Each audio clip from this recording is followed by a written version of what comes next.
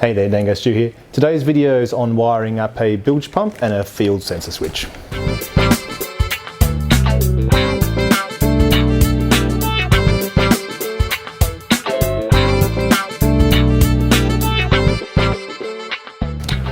I did a video a while ago on wiring up a bilge pump and a normal float switch. It didn't have any sort of manual override switch at all. It was just a float switch wired straight to the battery. So this time I'm also going to be wiring in a little bit of a control panel for it and running it all up to the front of the boat. So it's a slightly more complicated install, and also there's a few little gotchas with these field sensor switches that you don't have with the regular float switches. I'll start by going through the circuit diagram for this bilge pump on the chalkboard because I think it's good just to have an overview of how it's going to work. This section here represents this switch panel. So from the front it looks like this. Then on the back we've got two black wires, which is the fuse, two red and a white, which are from the switch. So these two wires here are the 10 amp fuse. One side of that fuse is going to connect to our negative terminal block. If you didn't watch the video on wiring a boat, that'll sort of give you an idea of where we're up to with this installation. But the basic premise is we've got two terminal blocks, a positive and a negative, up under the bow of the boat. So this fuse holder, or this fuse, goes to the negative terminal block we installed a couple of weeks ago, and then comes all the way down here to the negative side of the pump. So we just have a negative circuit to the battery, essentially, and a 10 amp fuse in line. On the positive side, we then got this switch that controls the positive side of the circuit. Power comes into the middle of the switch, and in the center position that power doesn't go anywhere, so that's our off position.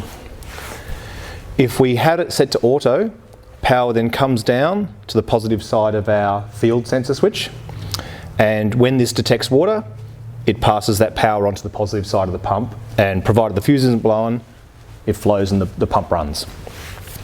The other option is to put it into a manual mode where power comes down here, bypasses this sensor switch and just goes straight. So that's if we want to run the pump regardless of what the sensor's saying. Automatic mode is the mode I'll leave it in most of the time, runs with the sensor. And off is if you want to turn it off. So that's if it's jammed. Another really great example that Ron, one of the viewers, said the other day is when you're refueling the boat, just so it doesn't accidentally come on and create a spark while you're refueling. And I think that was a really good suggestion. So thanks, Ron, for that. That's how the circuit works. We'll go over now and we'll start wiring it up. The one last thing I will say is that with the traditional float switches, you could have that float switch anywhere in the circuit. You could have a positive come round to the pump, then have the float switch activate the negative circuit. With these sensor switches, they don't seem to work that way. You have to have the sensor switch before the pump for them to work. It's just a little bit of a gotcha. If you're swapping out an old float switch and that float switch was on the negative side of the pump, you just need to reconnect that negative side and move the new sensor switch over to the positive side of the circuit. There's two halves to this build we're going to be doing. One half is the pump itself down at the transom, and the other half is the switches up at the dash.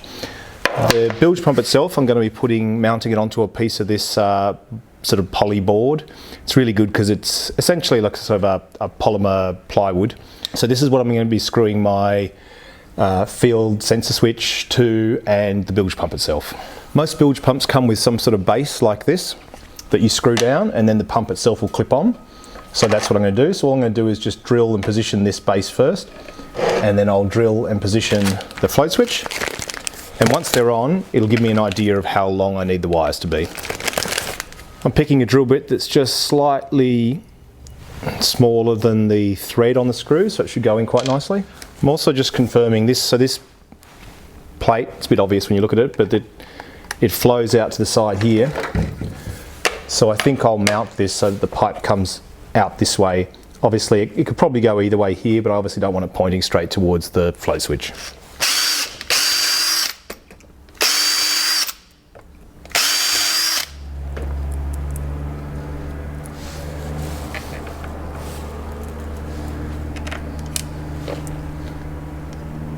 Obviously you need to use stainless steel screws for this because it's going to be sitting in salt water the whole time. The other important thing is that the washer, the plate of the pump and the base plate you're using are thicker than the screws are long, so they don't poke through into the hole on the bottom. So there we go, that's attached now, and they don't protrude past the base plate. I'm going to position this field sensor switch right next to it in this orientation. Couple more stainless washers, couple more stainless screws. The other thing worth considering when you're mounting this which way it goes is it's got a couple of points here, and you test it by putting your finger on those 2 points, or your 2 fingers on those 2 points. So I'm going to make sure that's to the outside to make it easier to reach those to test it. Now that's done, float switch just clips in. And this is the setup we're going to have at the back of the boat. If you remember back to that circuit diagram, the negative of this pump has to go up to the fuse on this switch. So we need to run a wire all the way up to the front of the boat for this. You could theoretically just run this straight to the battery and put an inline fuse holder on it, but I've got this panel, it's got a fuse in it, it's quite clear then that is the fuse for the bilge pump, so I'm happy to run the wire up. The positive then has to come from the front so I can supply manual power to it, but also attached to the wire from this float switch that is labelled, was labelled till it fell off, to pump. So it makes it nice and easy. But what it means is at this point there's actually going to be a junction of 3 wires. Just something to keep in mind when I start deciding on what connector I'm going to use. Another thing worth considering, and this is something I'm still kind of in 2 minds about, is where am I going to do these connections? So part of me says keep these wires reasonably long, take these up under the gunnel somewhere at the highest point, and keep them as high away from the water as possible. Another part of me thinks that you could cut it reasonably short and sort of wire it as quite a short tail here, because this is still going to be sitting well above the height, the sensor level, so the only time water's ever going to reach here is if something's gone wrong. The pump's already failed. You know, otherwise water just won't get that high. But, you know, having said that, it could happen. You could then catch it and find it, there's a problem, fix it, bail it. So on the balance, I think what I'm going to do is run these up quite high, run them up under the gunnel somewhere. I think I will go that way, and just have the slightly longer wiring. Now these, as it turns out, are not quite the same length, so I'll probably cable tie these together to each other. So what I'm going to do is cut this white wire at the same length as the brown one, because that's the shorter one. So the one from the float switch is the shorter one, but I'm going to cut the bilge pump wire there. It did come with a factory eye on it, but I'm not so worried about that because I'm going to heat shrink and solder them anyway. I'm going to use a razor blade to strip this white outer casing because it's quite large, larger than my wire strippers will strip. So, and then I'll just use the wire stripping tool to do the inner wires, red and white wires.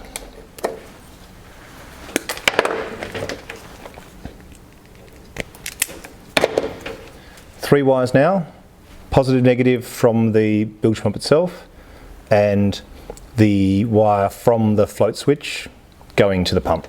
Now I'm going to put that aside for a little bit and we'll focus on the switch itself. The switch needs a short tail to reach to the negative terminal block or the bus bar, which is just under the dash, so it really only needs a foot of cable, not a lot, so we'll put that on. The other negative needs to reach all the way to the back of the boat. The centre red wire of the switch just needs 12 volt positive power, so once again it only needs a foot of cable just to reach the bus bar under the dash.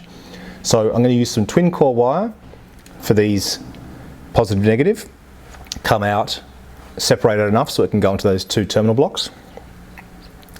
I then need to run auto power all the way down to the end of the boat, an earth or a negative, a ground, and a positive override. So I need 3 wires to the back of the boat and 2 wires up under the dash. So 3 long, 2 short. So I'm going to make these tails up onto this switch first, and then we'll wire the other end. I'm going to start with the long wires. Now I need to send 3 down to the back, but I'm going to use 2 lots of twin core wire. I do have some single, but the reason I'm not going to use a double twin core and a single core wire is because I'm bound to need to run another wire anyway. Example might be a stern light where I then just earth the stern light straight to the battery and just send a positive down this way. Maybe a fuel sender, something like that. I don't think it's going to go astray. So I'm going to run 2 twin cores, but I'll only be wiring 3 of the actual cores for now. With this twin core wire, I find the best way to strip this outer casing is just to gently run a razor blade down the centre between the 2 inner wires. Then you can peel the casing back.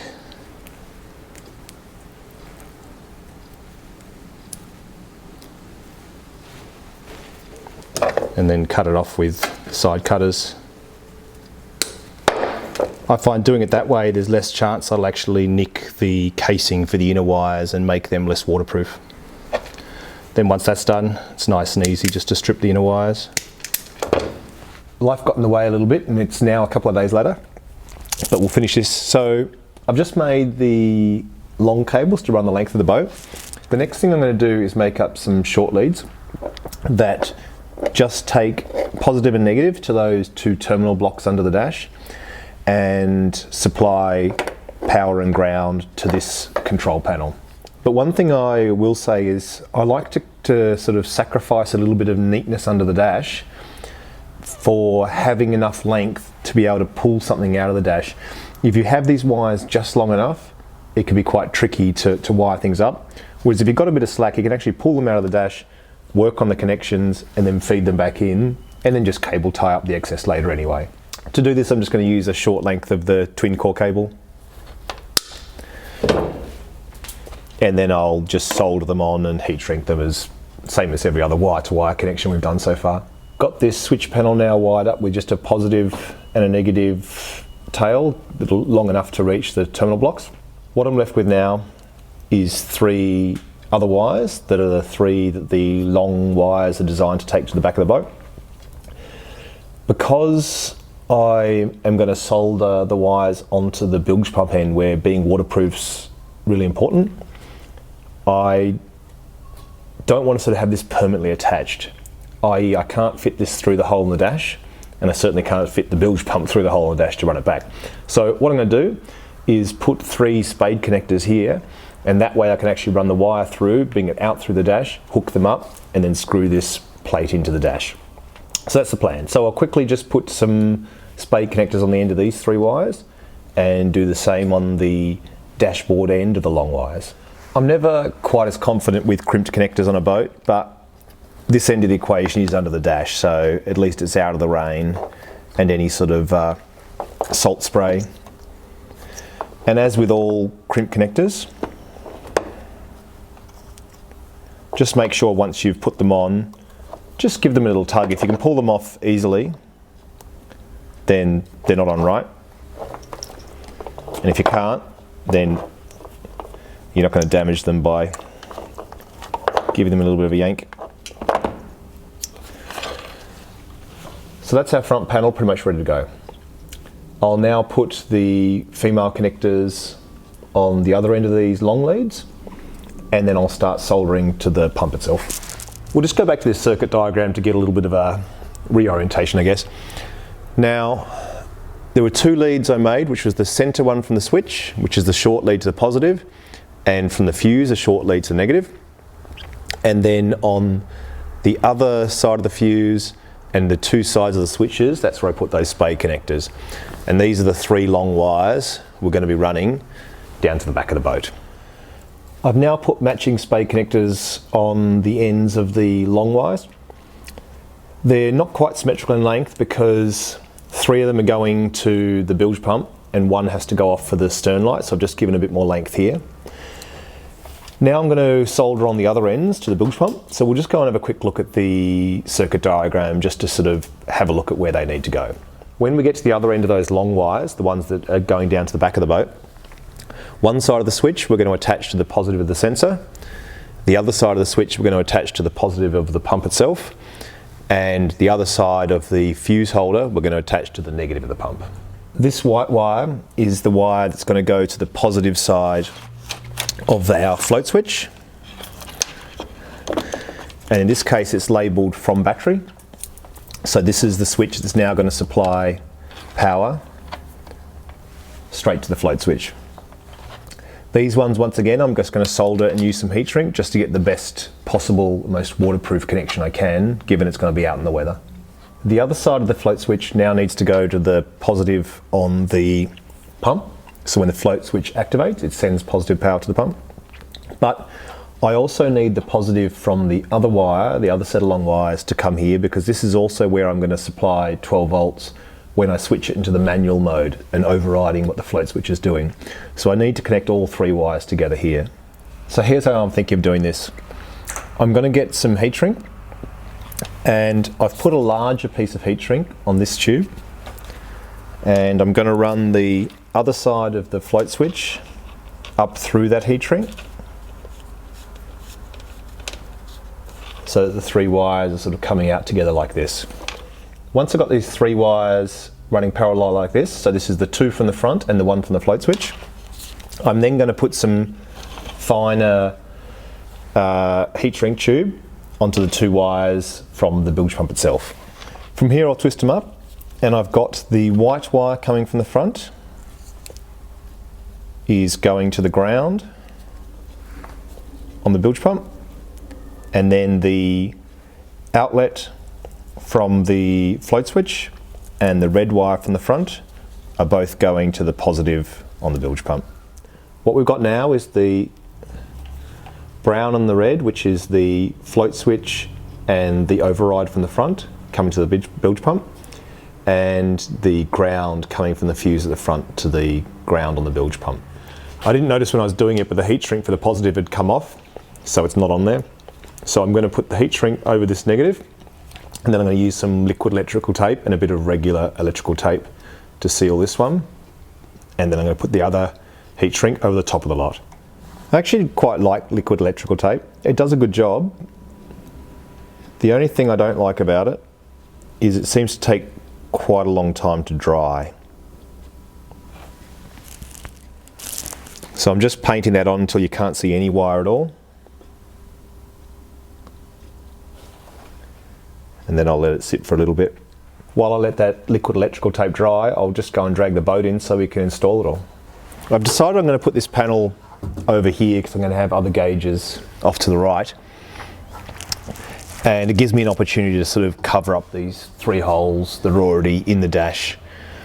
What I'm going to do is measure this up so that I've got a hole that sort of is around the size of the center parts here, drill the 4 corners, and then use a jigsaw to cut that out. So these are the 4 holes I'm going to drill out.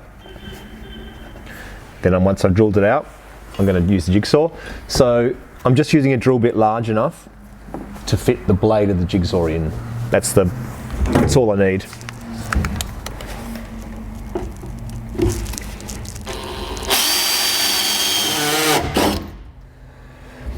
One thing worth mentioning is if you don't know what's behind the dash, always just have a look as well. This is all clear under here, there's no bracing, no other wires, whatever, but just always make sure you know what's behind before you start drilling into it. This one ended up being a little bit tricky because it's so close to another hole, but it doesn't really matter because I can just run down from this one and run across from this one. I guess theoretically you actually only need 2 opposite corner holes to do this.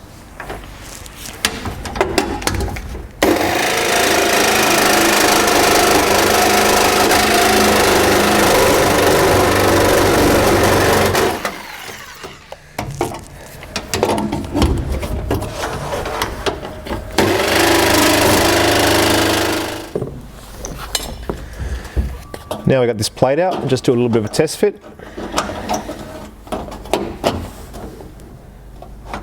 That fits reasonably nicely. I'm just going to take this out, clean up a few of the marks left by the foot of the jigsaw, and then I'll drill the screw holes that are going to hold this plate in. So this section now, I've let the liquid electrical tape dry. Then I pushed that large bit of heat shrink tube over the whole lot and shrunk that down. I meant to film it, but I forgot to press record. So the plan now is to go and put this in the boat and then start running these wires up the front towards the dash.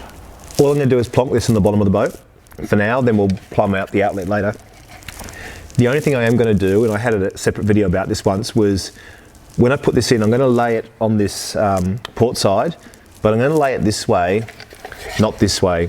If you lay it this way so it's sloping down towards the keel, the water sensor can be in deep water and the bilge pump's in shallow water. And in that situation, the sensor's detecting water that the bilge pump can't reach. And for that reason, it'll just stay on the whole time. You'll burn the motor out and the battery will go flat. So I'm having it that the bilge pump is sitting in deeper water than the float switch. It means you end up with a little bit of water left in the bilge, but that's no great problem compared to the alternative.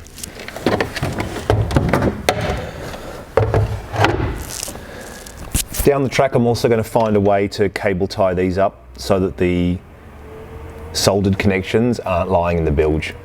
I've run these long wires up to the front of the boat now. They're coming in through the hole in the side here and run along and then back out this mounting hole we just made. The thing about having this extra length is it makes it really comfortable now to set about wiring this or service it or whatever in the future. So we've got two pairs of wires. The one that has the single white wire, so that'll be my stern light wire. This wire here is power that goes to the float switch. So this comes from the automatic side of the switch. So that's an easy plug-in. The other side of the switch is for the manual override, and this red wire goes straight to the positive side of the battery. And this black wire coming out of the fuse holder is a ground for the whole thing. So once they're plugged in, we're pretty much good to go. All I need to do now is connect up these two bare wires to the terminal blocks for the positive and negative from the battery, which I'll do under the dash, and I'll do that once I've disconnected the battery, just to make sure I don't accidentally short anything in the process. Because I'm lazy and can't be bothered walking to the back of the boat, all I've actually done is pulled the fuse out for this positive. So now these two short leads coming from the back of the switch, I'm just going to put the positive into one of the ports here, the negative onto one of the ports here, and put the fuse back in. We'll see how it goes. So I've now got those two wires in and the fuse back in, so it's all good to go. A few wires hanging around, but this now is our off position centrally. In auto mode, the little auto light comes on, and if the float switch gets activated, then the bilge pump will come on, then off, and in manual mode, you can hear the bilge pump going. So what I'm going to do now is leave it in auto, then go down and test the water sensor switch.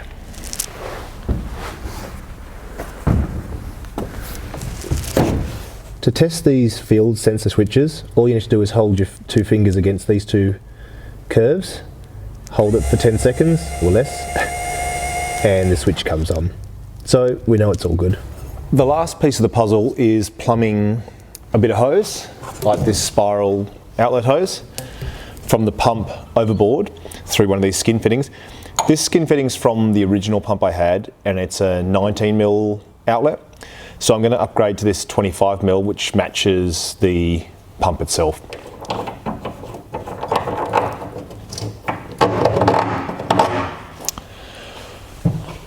Where the old fitting was plastic, the new one's stainless, so I was going to put a bit of Duralac on it again, but it's actually got a little sort of rubber silicone washer on it, so I'm pretty comfortable putting it on aluminium. I can't find the centre bit to the hole saw I needed to use, so I'm just going to kind of ream it out with a deburr bit in a die grinder. I've got to say, although that was my second choice of tool, I reckon that was a lot easier than using the hole saw would have been, so happy with that. Now just fit the backing collar.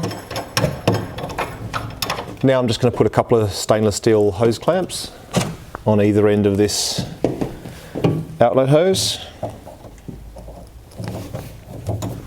Push it on over that skin fitting and now tighten up the hose clamp. Then I'll do exactly the same as that down at the pump end and we're done. One last thing I'm going to do to wrap up here, I'll be doing more in the way of adding conduit and all that sort of stuff, but I'll do that in part 2 of wiring a boat. I'm just going to cable tie these connectors. So this is the soldered connectors here, and these are the ones heading to the front. This is going to become my stern light. But I'm actually just going to cable tie them around this stay to make sure they don't drop into the bilge. I'm quite happy for the factory wires to be in the bilge because it's completely sealed, but I'm going to keep those soldered connectors up a little bit higher. That's kind of the last thing I'm really going to do here. As those wires head off, they'll end up in a conduit and I'll neaten it up a little bit more, but that's probably the only other thing I think is important with regards to bilge pump wiring. So thanks for watching. I hope this video was helpful to you if you're looking to wire a similar bilge pump sort of setup. Subscribers who've been following along with the restoration of the green machine here will have noticed I finally got around to painting this cowling. I'm not a big fan of standard cowlings, I always have to mess with them. I'm going to order some decals though, it's a bit plain at the moment. But you might notice I've tried to keep everyone happy. The leg is still Honda Silver. This is Yamaha touch-up paint and this is Mercury touch-up paint, so it's a little bit of brand harmony going on here. All right, well take care. Thanks again. Please rate, comment and subscribe and I'll catch you next time. See ya.